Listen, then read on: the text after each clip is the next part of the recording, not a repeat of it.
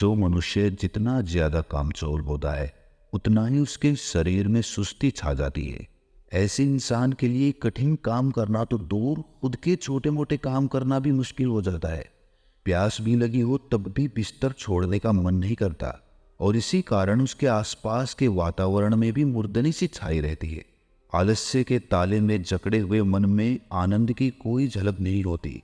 चेहरे पर कभी ना मिटने वाली थकान और आंखों में नींद होने के कारण ऐसे लोगों से सब दूरियां बनाने लगते हैं, और कुछ समय बाद वो अपने परिवार के लिए ही बोझ बन जाते हैं और उन्हें खुद भी अपना जीवन व्यर्थ और बोझिल लगने लगता है।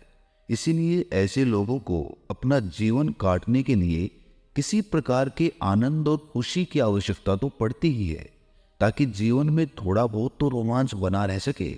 और इसी कारण आलसी मनुष्य की कल्पना में काम वासना के विचार उठने लगते हैं, क्योंकि ऐसे विचारों की कल्पना करने में कोई मानसिक मेहनत भी नहीं करनी पड़ती और क्षणिक आनंद की भी अनुभूति हो जाती है, जिससे जीवन में थोड़ा बहुत रोमांच तो बना रहता है। लेकिन आलस्य की चादर ओढ़े ये काम वासना के विचार किस प्रकार जीवन का सारा आनंद चूस लेते हैं, उसी पर आज की कहानी आधारित है। श्याम नाम का एक लड़का पहाड़ी की तलहटी में बसे एक गांव में रहता था। पहाड़ों के आसपास जो गांव होते हैं उनमें बहुत थोड़े से घर होते हैं, और उन्हीं में से एक घर श्याम का भी था। श्याम को उस गांव का बच्चा बच्चा जानता था, और गांव में उसकी पहचान किसी अच्छे काम के लिए नहीं थी, बल्कि सभी लोग जानते थे कि श्याम गांव का सबसे आलसी युवक है। दिन चढ़े तक सोना, हर काम को टाल देना, किसी की कोई मदद ना करना, यही सब दुर्गुण श्याम के व्यवहार में थे। ऐसा नहीं था कि श्याम खुद को बदलना नहीं चाहता था। अंतर्मन से वो भी चाहता था कि ब्रह्म मुहूर्त में उठकर प्रकृति का आनंद लिया जाए, और जब वो देरी से सोकर उठता तो उसे बड़ा अफसोस होता।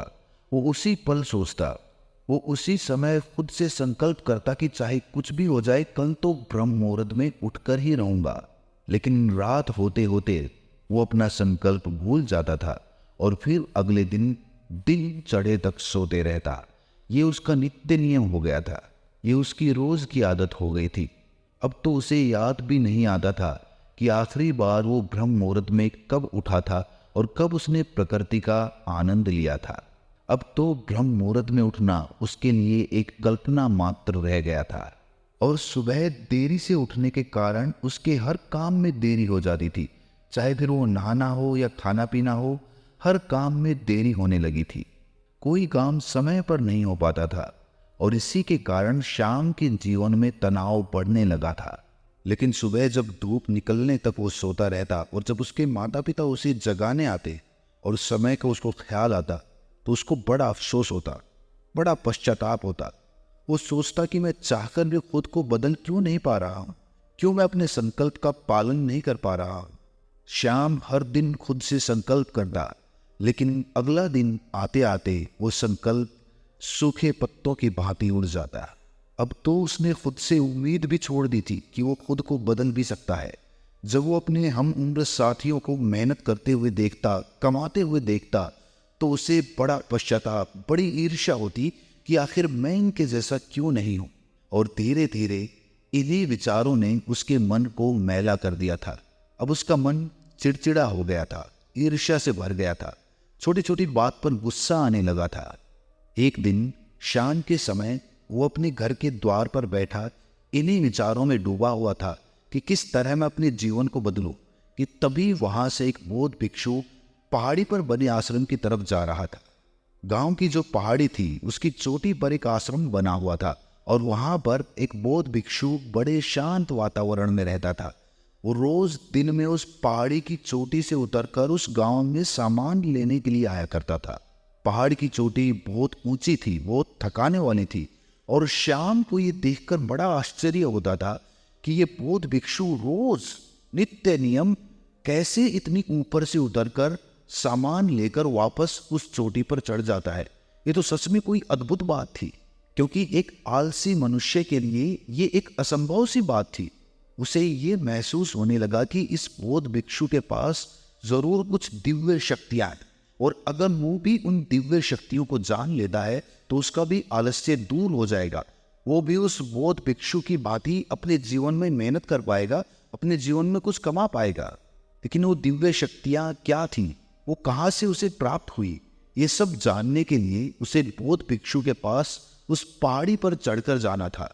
अपने जीवन को बदलने के उद्देश्य से, अपने जीवन से आलस्य बिल्कुल खत्म करने के उद्देश्य से वो उस पहाड़ी पर अगले दिन ही ब्रह्म मुहूर्त में उठकर चल पड़ा। पहाड़ी की चोटी बहुत ऊंची थी। कभी कभार गांव का कोई इंसान महीने में एक बार उस पहाड़ी पर जाया करता था। लेकिन जब श्याम ने निश्चय किया कि वो अपने आलस्य से छुटकारा पाना चाहता है और उसके लिए वो बौद्ध भिक्षु ही उसे वो दिव्य शक्तियां बता सकता है, तो वो अगले दिन ही ब्रह्म मुहूर्त में उठकर उस पहाड़ी के लिए रवाना हो जाता है। और धीरे धीरे आराम करते हुए शाम तक वो उस पहाड़ी की चोटी पर पहुंच चुका था। जब वो उस पहाड़ी की चोटी पर पहुंचा तो वो पूरी तरह से थक चुका था, थक कर चूर हो चुका था। और जब वो उस पहाड़ी की चोटी पर पहुंचा तो उसे बड़ा ही आनंद महसूस हुआ। हालांकि वो थका हुआ था, लेकिन अपने लक्ष्य तक पहुंचने पर जो मजा, जो आनंद पैदा होता है, वही आनंद श्याम के मन में पैदा हो रहा था। आज उसे पहली बार एहसास हुआ कि मेहनत करने से कितना आनंद पैदा होता है। जब वो आश्रम में पहुंचा तो आश्रम के द्वार पर ही वो बौद्ध भिक्षु बैठे हुए थे। श्याम के वहां पहुंचते ही बौद्ध भिक्षु ने उसे संबोधित करते हुए कहा कि मैं तुम्हें ऊपर से बैठकर देख रहा था। तुम किस तरह आराम करते हुए अपने लक्ष्य की तरफ लगातार बढ़ रहे थे, ये देखकर मुझे बड़ी प्रसन्नता हो रही थी। चलो मुझे बताओ कि यहाँ पर तुम्हारा आना क्यों हुआ है? तुम्हारे मन में कौन से सवाल है जिनका उत्तर तुम्हें नहीं मिला? श्याम ने उन बौद्ध भिक्षु से कहा कि हे महात्मन, आप ये मत समझिए कि मैं बहुत हिम्मत वाला लड़का हूँ। मैं तो बहुत ही आलसी हूँ, लेकिन आपसे मिलने के लिए मैं इतने नीचे से लगातार चलते हुए आ रहा हूँ। वो आप ही हैं जिन्होंने मुझे हिम्मत दी, जिनकी वजह से मैं इतनी ऊंची पहाड़ी चढ़ पाया। मैं अपने जीवन में कभी कल्पना भी नहीं कर सकता था कि कभी इतनी ऊंची चोटी चढ़ पाऊंगा, लेकिन मेरे मन के सवाल मुझे जीने नहीं दे रहे थे, इसीलिए मजबूरन मुझे आपके पास आना पड़ा। मैं आपसे जानना चाहता हूं कि इतनी उम्र बीत जाने के बाद भी आपके शरीर में उस फुर्ती, वो चपलता, वो फुर्ती कैसे कायम रह पाती है? कैसे आप रोज गांव में जाकर वापस इस आश्रम में आ पाते हैं? जिस चोटी पर लोग महीनों महीनों नहीं चढ़ पाते, आप रोज कैसे इतनी दूरी तय कर लेते हैं? अगर आप मुझे वो रास्ता बताएंगे तो मैं अपने जीवन से आलस्य को बिल्कुल दूर कर पाऊंगा। आलस्य के कारण मैं अपने जीवन से बहुत परेशान हूं।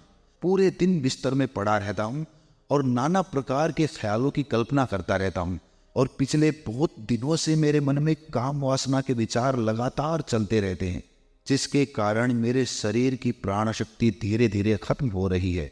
मैं बहुत जल्दी बूढ़ा होने लग रहा हूँ। मुझे किसी चीज़ में कोई आनंद नहीं आता, सिर्फ काम वासना को छोड़ दिया जाए तो। सिर्फ मेरी काम वासना ही है जो मुझे आनंद प्रदान करती है। जब भी मैं अपने बिस्तर में लेटता हूँ तो नाना प्रकार की सुंदर युवतियों के चेहरे मेरी आंखों के सामने घूमने लगते हैं। मैं अपने उन विचारों को रोकने का बहुत प्रयास करता हूँ, लेकिन जितना ही मैं रोकने का प्रयास करता हूँ वो विचार उतनी ही ज्यादा मुझ पर हावी होने लगते हैं। कृपया करके मेरा मार्गदर्शन करिए, मुझे इस कीचड़ से, इस नर्क से बाहर निकालिए, वरना तो मैं एक दिन खुद ही आत्महत्या कर लूंगा। बौद्ध भिक्षु ने उसके आंसू पोंछते हुए, उसे दिलासा देते हुए कहना शुरू किया कि आलस्य को हम खुद बढ़ावा देते हैं। हमारा मन नाना प्रकार की चाल चलता है और हम उस चाल में उलझ जाते हैं। अगर हम अपने मन की चाल को पकड़ना सीख ले तो फिर हमारा मन हमें धोखा नहीं दे पाएगा। फिर वो उसी प्रकार कार्य करेगा जिस प्रकार हम चाहेंगे। अगर तुम अपने मन को 1 इंच भी जगह नहीं दोगे, कोई बहाना चलने ही नहीं दोगे, तो तुम्हारा मन तुम्हारा कुछ भी नहीं बिगाड़ पाएगा, फिर वो तुम्हारा साथी हो जाएगा। और इसके विपरीत अगर तुम अपने मन का बहाना मान लेते हो, अपने मन की चाल में फंस जाते हो, तो वही मन तुम्हारा दुश्मन बन जाएगा। आज जब तुम इस पहाड़ी पर चढ़ रहे थे तो तुम्हें आलस्य क्यों नहीं आया? तुमने खुद से ये सवाल किया? क्योंकि तुम्हारे मन के पास कोई बहाना ही नहीं था। तुमने अपने मन को बचने के लिए कोई जगह नहीं दी। तुम्हें पता था कि अगर तुम्हें वो तरीके पता नहीं चले जिनसे तुम्हारा आलस्य दूर होगा तो तुम खुद आत्महत्या कर लोगे। तुम अपने जीवन से इतना ऊब चुके थे, अपने आलस्य को दूर करने के लिए इतने लालायित थे कि तुम्हारा सारा आलस्य एक पल में खत्म हो गया, क्योंकि तुम्हें किसी भी कीमत पर अपने सवालों के जवाब चाहिए थे और वो जवाब सिर्फ मैं ही दे सकता था और मैं इस चोटी पर बैठा हुआ था। इसीलिए तुम्हें अपने सवालों के जवाब पाने के लिए इस चोटी पर चढ़ना ही था। हमारा मन तब तक हमें अपने बहानों में फंसाता रहता है जब तक उसे कोई दूसरा विकल्प नजर आता है। अगर तुम्हें अपने सवालों के जवाब अपने गांव में ही मिल गए होते तो तुम इस चोटी पर कभी नहीं चढ़ते, क्योंकि तुम्हारे पास कोई दूसरा विकल्प ही नहीं था। इसीलिए मजबूरन तुम्हें इस चोटी पर चढ़ना पड़ा और इसीलिए कोई दूसरा विकल्प ना होने के कारण तुम्हारा आलस्य बिल्कुल दूर हो गया। चाहे कुछ देर के लिए ही हुआ, लेकिन हुआ तो सही। जब तुम दिन चढ़े तक सोते रहते हो तब तुम्हारे मन में यही ख्याल होते हैं कि शायद मेरी किसी को जरूरत नहीं है, मेरे पास कोई काम नहीं है, इसीलिए जागने से क्या फायदा। लेकिन जब तुम्हें ये महसूस होगा कि चाहे दूसरे किसी को तुम्हारी जरूरत हो या ना हो, लेकिन तुम्हें खुद की जरूरत है, खुद को समझने के लिए ब्रह्म मुहूर्त में उठना, सुबह की ताजी हवा का सेवन करना, सुबह सुबह व्यायाम करना, वो तुम्हें कितना आनंद प्रदान करता है। एक बार अगर तुम्हें ये महसूस हो जाए तो तुम्हारे पास दूसरा कोई विकल्प नहीं रहेगा और उसके बाद तुम्हारा मन तुम्हें अपनी चाल में फंसा नहीं पाएगा और तुम्हारा आलस्य बिल्कुल खत्म हो जाएगा। तो सबसे पहली सीख यही है कि अपने मन से बहाने बनाना बंद करो। कब तक खुद को धोखा देते रहोगे? अपने आलस्य को दूर करने के लिए भोजन का बहुत बड़ा उपयोग होता है। जैसा खाएं अन्न वैसा हो जाए मन। इसीलिए जिस प्रकार का भोजन तुम करते हो उसी प्रकार का तुम्हारा मन हो जाता है। अगर तुम बासी खाना खाओगे, बेवक्त भोजन करोगे, तो उसका अंजाम भी तुम्हें भुगतना पड़ेगा। समय से और शुद्ध भोजन करना बहुत आवश्यक होता है। और इसके साथ साथ ये भी ध्यान देने वाली बात होती है कि जितनी भूख हमें लगी है उससे 2 रोटी कम खाई जाए, क्योंकि जितना भरपेट हम भोजन करते हैं उतना ही आलस्य हमारे शरीर में प्रवेश करता है। आपने कभी ध्यान दिया होगा कि जब भी आप भरपेट भोजन करते हैं तो आपको तुरंत नींद आने लगती है। इसके अलावा अपने शरीर की देखरेख भी बहुत आवश्यक होती है। अपने शरीर को ना तो बहुत ज़्यादा गर्म पानी से और ना ही बहुत ज़्यादा ठंडे पानी से एक इंसान को नहाना चाहिए।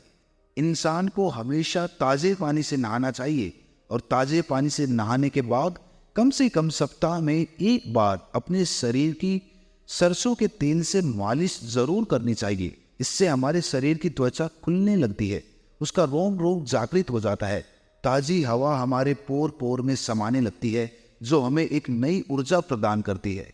इसके साथ साथ ये भी ख्याल रहना चाहिए कि हम अपनी नाभि में तेल अवश्य लगाएं। रोजाना नाभि में तेल लगाने से हमारी सभी नाड़ियों को पोषण मिलता है, जिससे कि रक्त का प्रवाह हमारी नाड़ियों में सुचारू रूप से चलता रहता है। इसके साथ साथ अगर शरीर में बहुत ज़्यादा आलस्य है तो सुबह ब्रह्म मुहूर्त में उठते ही तिल के तेल का कुल्ला ज़रूर करें। 2-3 बार कुल्ला करने से आपके शरीर में जो भी अशुद्धि होती है वो बाहर निकल जाती है और उसके बाद आपका आलस्य बिल्कुल खत्म हो जाता है। यहाँ पर एक बात समझने वाली ये भी है कि सिर्फ खान पान से और शरीर के रख रखाव से आलस्य पूरी तरह से दूर नहीं होगा। साथ के साथ तुम्हें व्यायाम भी करना चाहिए। इसके साथ योग अभ्यास और प्राणायाम भी बहुत आवश्यक होता है। इससे तुम्हारे शरीर की मांसपेशियां पूरी तरह से खुलती हैं और एक बार अगर तुम आलस्य के चक्कर से बाहर निकलकर असली आनंद का मजा ले पाए तो फिर तुम्हें किसी सीख की कोई आवश्यकता नहीं पड़ने वाली, क्योंकि जहाँ पर हमारे मन को आनंद मिलता है वहीं पर हमारा मन अपने आप दौड़ा चला जाता है। और याद रखना, अगर तुम आलस्य में भरे रहे, अपने बिस्तर पर पूरे दिन पड़े रहे, तो तुम्हारे अंदर काम वासना के विचार उठेंगे और तुम्हें ऐसा प्रतीत होगा कि यही जीवन का असली आनंद है और तुम उसमें डूबते चले जाओगे और अपनी प्राण शक्ति को यूं ही खर्च करते रहोगे।